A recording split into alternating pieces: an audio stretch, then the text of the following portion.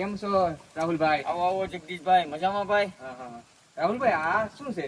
આ જીવામૃત છે જગદીશભાઈ. આ તમે ક્યાં ના બનાવો? આ તો આપણે પહેલેથી જ ચાલુ છે, આપણે ઓર્ગેનિક ખેતી છે. આ બહુ બેસ્ટ છે જમીન માટે ભાઈ. હા.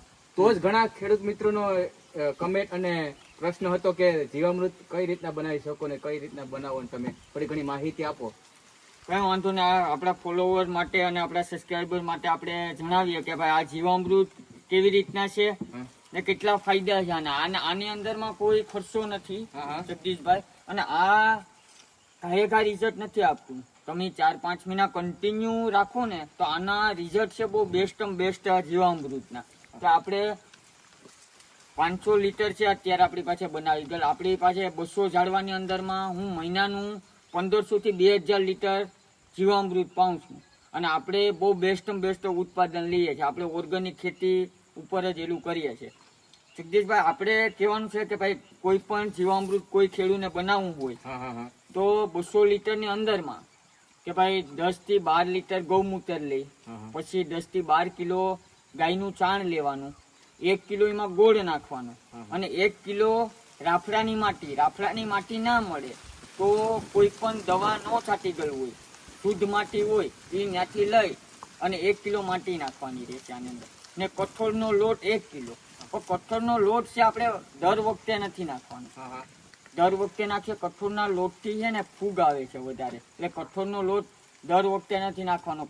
આપણે જ્યારે ચાલુ કર્યું કે આજે બનાવ્યું છે તો બીજા ને ત્રીજા દિવસે એમાં બેક્ટેરિયા બનવાના ચાલુ થાય. આપણે ત્રીજા દિવસે, ચોથા દિવસે રહેવા દેવાનું, 5મા દિવસે 2 દિવસની અંદરમાં એક પાર્લેજી અથવા કોઈ પણ બિસ્કિટ નાખવું, કેમિકલ વગરનું હોય તે બિસ્કિટ નાખવું બેક્ટેરિયાને ખોરાક દેવા માટે.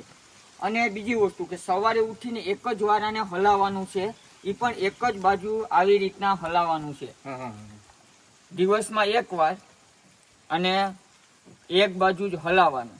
આને 7મે દિવસે આપણું જીવામૃત તૈયાર થઈ જાય છે. પછી તમે એને આમે પાઈ શકો અને નારેળીના છોડવામાં થડે પણ નાખી શકો. આનું રિઝલ્ટ છે બહુ બેસ્ટમાં બેસ્ટ. ને જો આંકડો મળે, અત્યારે ખેડૂને આજુબાજુમાં ક્યાંય પણ ખરાબો હોય એમાં આંકડા હોય જ છે. આંકડો મળે ને તમે આમાં આંકડો નાખો તોય બહુ બેસ્ટ રિઝલ્ટ મળે છે આંકડાનું. આંકડામાં જેટલો પોટાશ ને જગદીશભાઈ એટલો એકોઈ વસ્તુની અંદરમાં પોટાશ નથી. આની અંદર આંકડો નાખવો તમારે જરૂરી છે. તો આ બધાની માત્રા કઈ રીતના છે રાહુલભાઈ? જે આપણે જણાવ્યું હોય, જો પેલા તો ગૌમૂત્ર કેટલું લેવાનું? 10 થી 12 લીટર. છાણિયું ખાતર એ આપણે ગાયનું છાણ 10 થી 12 કિલો. પછી લોટ 1 કિલો. પછી આપણે રાફડાની માટી 1 કિલો ને 1 કિલો ગોળ.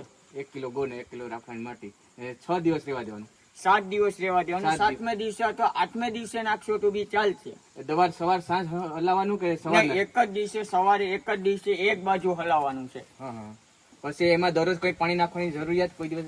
ના, એકવાર જે આપણે ભરી આ જે બધું મટીરિયલ નાખી દીધું એના પછી બાકીનું રહ્યું છે કે એ પાણીથી ભરી દેવાનું છે, અને એને ઢાંકવાનું આવી રીતના નહીં કે ભાઈ કોઈ એલું ઢાંકી દે.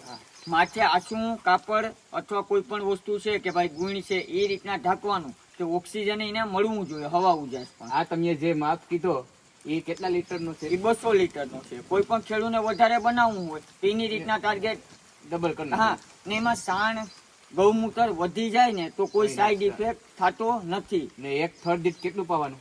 તમારે જેવડું બનાવી શકો એવડું.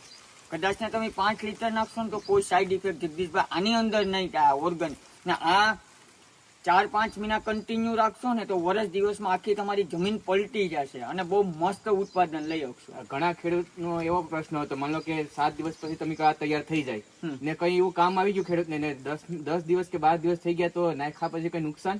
નહીં, કોઈ નુકસાન નથી થતી. જો તમારે 10 થી 12 દિવસ રહેવા દેવાનું હોય કોઈ એવું હોય તો એની અંદરમાં બેક્ટેરિયા જે છે એને ખોરાક દેવો પડે. કે કોઈ પાર્લેનું બિસ્કિટ છે 2 દિવસે એક નાખવાનું. જે બિસ્કિટમાં ગ્લુકોઝ નો ભાગ આવતો હોય એ બિસ્કિટ નાખી ખોરાક તરીકે.